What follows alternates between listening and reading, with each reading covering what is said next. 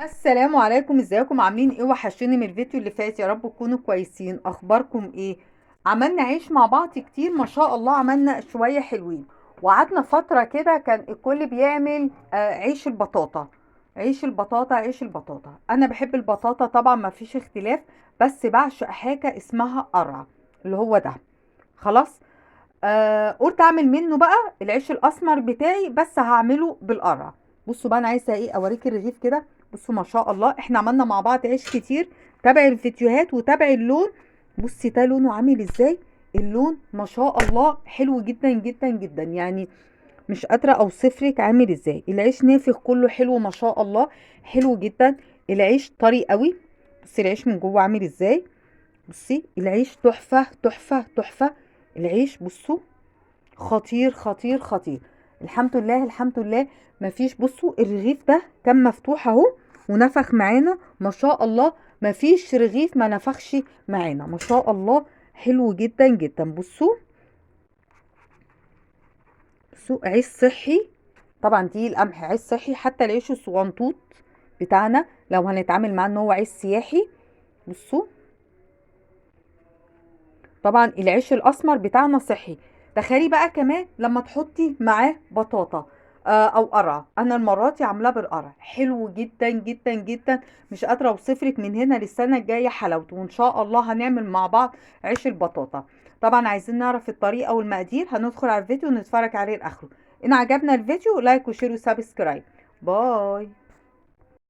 كده حبايبي نقول بسم الله وعلى بركة الله. ده الشرش بتاع جبنة طلعته من الفريزر فككته. وده القرع بتاعنا. بس افتح لكم الكيس. بصوا انا يعني لما بجيبه بتكون القرعية كبيرة، باخد اللي باخده وبالباقي بشيله في الفريزر، بينفعني في وصفات كتير. ومعانا الدقيق بتاعنا الاسمر اللي هو الحبه الكامله. ممكن تبدليه بدقيق ابيض براحتك عادي. هو بطل الحلقه بتاعتنا النهارده القرع. هفككه وهسلقه من غير سكر من غير اي حاجه. يعني انا مش هحط له ميه، هو كده كده في الفريزر شارب ميه، وكده كده هو هينزل الميه بتاعته. هسلقه كويس وابرده وارجع لكم. ادي القرع بتاعي بعد ما استوى خليته بوريه كده حلو جدا جدا. ريحته بقى وطعمه حكايه. هنبتدي بقى نعمل ايه؟ نقول بسم الله. هحط رشة الملح بتاعتنا. هحط ظرف بيكنج باودر. كان واقع فوق، معلش.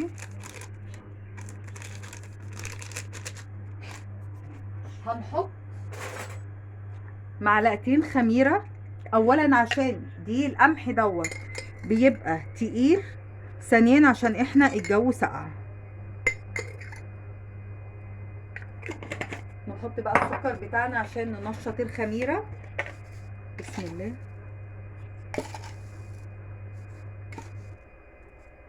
هقلب الكلام ده كله. انا هعمله حتى بالمعلقة، مش لازم العجان.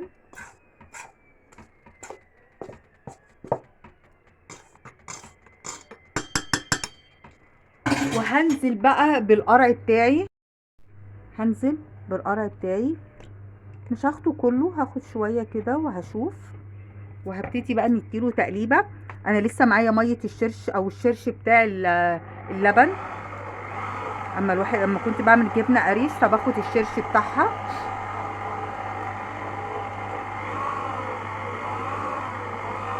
بصي لونه حلو قوي. يعني اللون حلو. بصوا انا هنزل بالكميه كلها.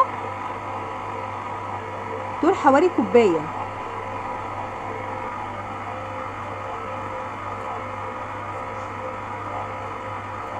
يعني ده حوالي كوبايه سوائل.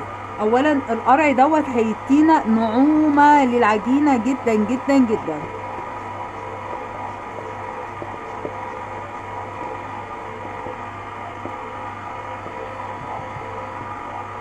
نقلب بقى كويس ونشوف هنحتاج بعد كده ازود شرش ولا هو كده هيكون حلو جدا. انا بتاعتي عايزه شويه سواير. حطيت في مكان القرع حطيت شويه الشرش. وهبتدي اعجن واحده واحده. اهو الشرش بتاعي. بصوا ده اللي طلع من الجبنه القريش، وانا ما كنتش حاطه لها ملح فهو طعمه عادي يعني مش مالح.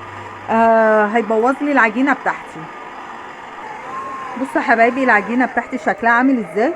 طريه. واتلمت من العجان، بس برضو فيها عجن كمان. بصوا انا خدت معلقتين 3 بس من الميه دي، هرجعها تاني الفريزر. بصوا العجينه طريه بس ما بتلزقش. هحط ايه؟ هحط ربع كوبايه زيت. بسم الله. بس مش هحط ازيد من كده، وهرجع اقلب تاني العجينه بقى. ناخد لها كده، العيش بيحب العجن، يعني 5 دقايق 10 دقايق ونعجن ونشوف شكلها هيبقى عامل ازاي. في الاول خالص اول ما هتحطي الماده الدهنيه هتلاقيها ابتدت تقطع معاكي وشكل العجينه ما بقاش حلو. ما تقلقيش، مجرد ما العجينه تتشرب الماده الدهنيه بتاعتنا هتبقى حكايه. بصوا ابتدت اهي تتقطع. هوريكي بقى لما هتتعجن كويس العجينه هتبقى عامله ازاي. العجينه بتاعتي بقت عامله ازاي؟ لمت تاني وبقت حلوه جدا جدا. بصوا بصوا ما بتلزقش في ايدي، طريه بس ما بتلزقش في ايدي. هسيبها تخمر وتقعد جنب الكتكوت دوت ونرجع مع بعض نشوف هنعمل ايه. العجينه بتاعتي ما شاء الله عامله ازاي، حلوه قوي قوي. بصوا حلوه حلوه حلوه حلوه ما شاء الله عليها. هعمل ايه بقى دلوقتي؟ انا جبت صينيه او اي حاجه، فرد عليها شويه دقيق برضو من الدقيق بتاعنا. بصوا بصوا بصي العجينه، بصي شايفه حلوه قوي قوي قوي. هعمل ايه؟ هبتدي اقطع العجينه. هتقطعيها بقى على قد الرغيف اللي انت عايزاه. عايزاه بقى كبير، عايزاه صغير، دي ترجع لك انت. نوزن دي كده ونشوف قد ايه. بصي انا دي بالنسبه لي كده اللي هو قد البرتقانه الصغيره، ده كده بالنسبه لي حلو قوي. نشوف على الميزان قد ايه. بسم الله. بصي هنقول 100 جرام. يعني ايه من 100؟ بصي اهو ظبط كده. بصي من 100 ل 106 خليه 100 جرام، يعني قطعيه كله 100 جرام. او لما تقطعي يكون ايدك يعني ظابطه الميزان. وحاولي بقى بصي تخليه ما يبقاش فيها فتحات، ما فيهاش اي حاجه، بحيث ان حته العجينه بتاعتك تبقى لفتها حلوه، عشان بعد كده لما تيجي تفرتيها رغيف ما يبقاش فيها تقطيعات. ريحه العيش حلوه قوي. انت متخيله القرع مع اللبن؟ حلوه قوي قوي قوي. بسم الله. بصي الحمد لله الواحد عشان بس متعود فمظبوطه. هبتدي بقى اقطع العيش ده كله وارصه معايا في الصينيه. هتبتدي بالرغيف، اما هتيجي تفردي هتبتدي باول واحد، يعني تكوني حافظه انت رصيتي فين اول رغيف، وهو ده اللي هتبتدي بيه ان انت تفرديه، عشان ده اللي هيكون مرتاح معاكي. وكمان تغطيه عشان وش العجينه كده زي ما بيقولوا ما يقشفش او يشقق معاكي. هقطع كله وارجع لكم. قطعناهم بقى خلاص. هجيب شويه نفس الرده او نفس الدقيق اللي انا استخدمته. لو استخدمت دقيق ابيض هستخدم دقيق ابيض، استخدمت الدقيق الاسمر ده هو لنفس اللي هستخدمه. بصوا العجينه بتاعتي ما شاء الله عليها حلوه قوي وريحتها حلوه جدا. بصي انا بحط دقيق من فوق ومن تحت عشان تسهل عليا الفرد ما يضايقنيش.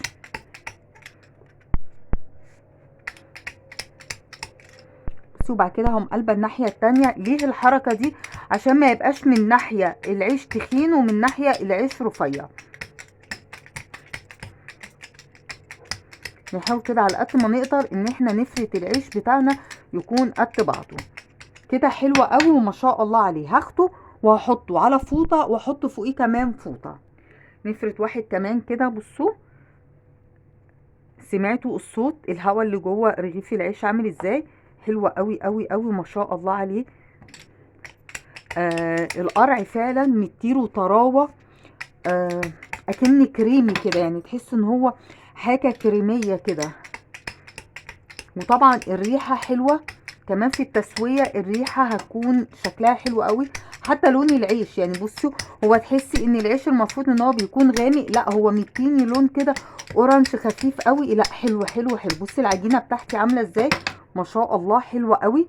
بصي العجينه مرنه جدا وطيعه جدا معايا ما شاء الله عليها. هفرد بقى الكميه كلها، وبرده لما هاجي هسوي من اول رغيف انا فردته. هنجيب الجريلا بتاعتنا او الطاسه ايا كان اللي احنا هنسوي فيه بالراحه بقى، ان هو ما شاء الله خمران. بسم الله. واهم حاجه نحط جنبينا فوطه عشان احنا هنستخدم فوطه نهوي عليها العيش، ومش عايزين نحط العيش فوق بعض.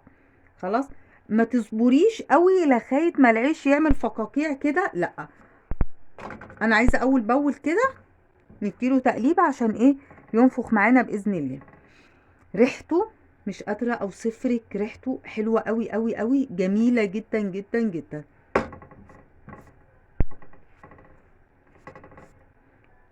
بصي ده عادة يعني اول رغيف ده بيبقى تيست ليه، عشان بتبقي انت بتجربي لسه النار عالية واطية، الطاسة بتاعتك سخنت ما سخنتش، بتظبطي الدنيا.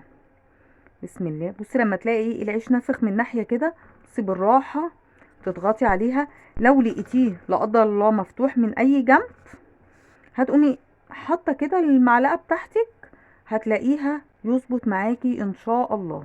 بسم الله. انا عايزه العيش بتاعي يكون مستوي، فما تستعجليش عليه. هو من الواضح ان هو مش هينفخ عشان الحته دي مش راضيه تنفخ معانا، مش عارفه. بسم الله.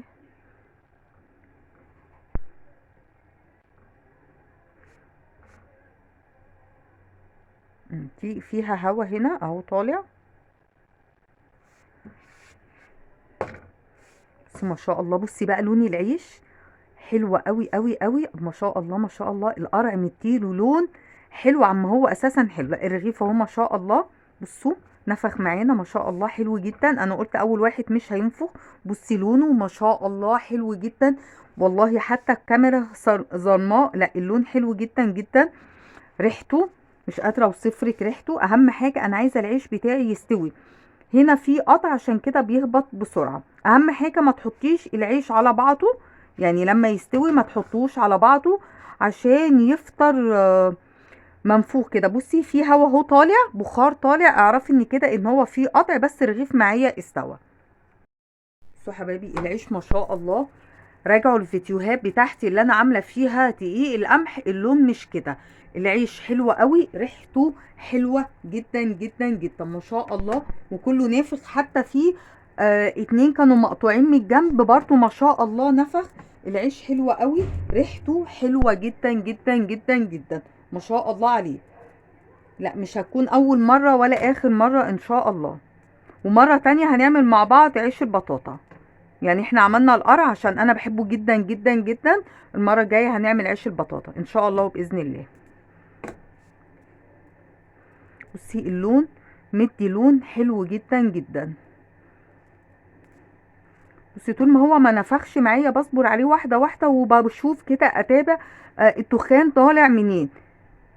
بيبقى في مكان في فتح فالتخان بيطلع. بس بصوا واحده واحده كده، بصي واحده واحده كده ما شاء الله هينفخ معانا. بصوا الجمال، بصوا لونه حلو قوي قوي قوي. العيش تحفه تحفه تحفه، خطير. بصوا هنا في فتحه اهو، بصوا مجرد ما هدوس عليه العيش نفخ اهو معانا، حلو جدا جدا جدا. بس خلي بالك عشان الهوا ده بيبقى سخن جدا. حبايبي بسم الله ما شاء الله، العيش معايا كله لونه ونافخ كله ما شاء الله، حلو جدا جدا ما شاء الله عليه. بجد انا ما كنتش متوقعه النتيجه كده. العيش ما شاء الله طري جدا، حلو جدا. ريحته بقى يعني اساسا ريحه الخبيز في البيت كده بتملاه خير وبركه، مع القرع بقى مدي ريحه كده، يعني مش عارفه اوصفها لك، ريحه حلوه جدا جدا جدا.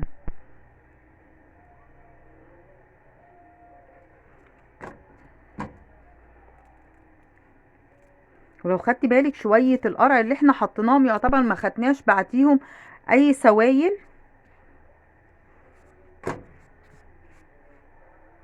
بصوا هنا في قطع صغير ممكن يكون هو ده السبب اللي يخليه ما ينفخش. بصي بصوا ابتدى ينفخ معانا ازاي. مجرد كده ما يعني وانتي بتقلبي كده خدي بالك من المكان اللي مطلع هوا، المكان اللي بصي على طول طلع الهوا ازاي. هعمل كده بصوا، معنى ان يكون العيش فيه قطع وينفخ معاكي كده، معنى كده ان العيش بتاعك مختوم كويس جدا. اهم حاجه ان انتي تخمري العيش بتاعك كويس عشان يديكي نتيجة كويسة. مع ان صدقوني يعني انا ما خمرش معايا جامد قوي، يعني انا العجينه بتاعتي خمرت، قطعتها. اول واحده قطعتها ابتديت افردها، اول واحده ابتديت اسويها، يعني الخمر بس كان فتره من بين ان انا اقرصهم وافردهم، مش اكتر ولا اقل. والعجينه معانا حلوه جدا ما شاء الله عليها. بس واحده واحده كده تبتدي تتابعي في دخان طالع من مكان ولا لا.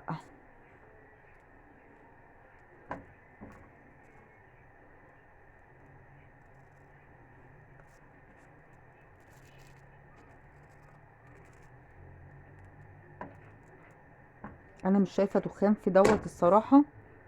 اهو هنا مش اهو وصلنا للمكان.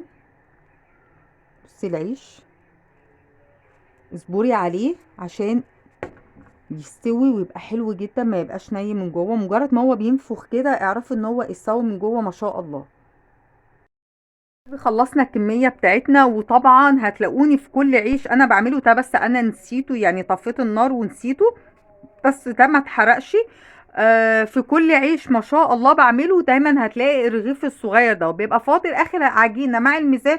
ما بحبش ازود بيها بقيه العيش، بعمل بيها رغيف صغير. وممكن تعملي العيش كله صغير كده شامي. بصي العيش كله ما شاء الله، بصي التسويه بتاعته حلوه جدا.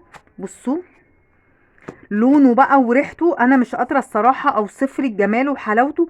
حلو جدا جدا جدا، لا يعني انا مبهوره بيه، حلو جدا جدا جدا. يا رب وصفه النهارده تكون سهله وخفيفه على قلبكم. السلام عليكم ورحمه الله وبركاته.